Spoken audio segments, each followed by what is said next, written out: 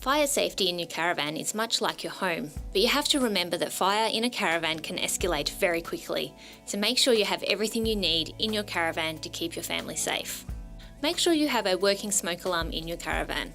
Much like your home, your smoke alarm will need a battery changed every year and tested on a regular basis to make sure it is working. Be careful when cooking in your caravan. Don't leave food you are cooking unattended. Turn appliances and stove tops off when not in use, and if there is a fire, don't use water to put it out. Always have a fire blanket and fire extinguisher available near the door of the caravan so you can put out any fires that may start up.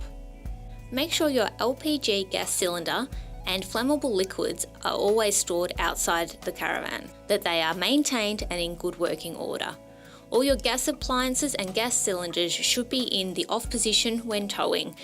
Make sure your electrical products are in good working order and that there are no cables that are broken or wires exposed. Use a good quality extension lead to supply power to your caravan and make sure they are protected from water. And don't forget to call 000 if there is a fire. For all your caravan fire safety products, visit your local Camec store or online at camec.com.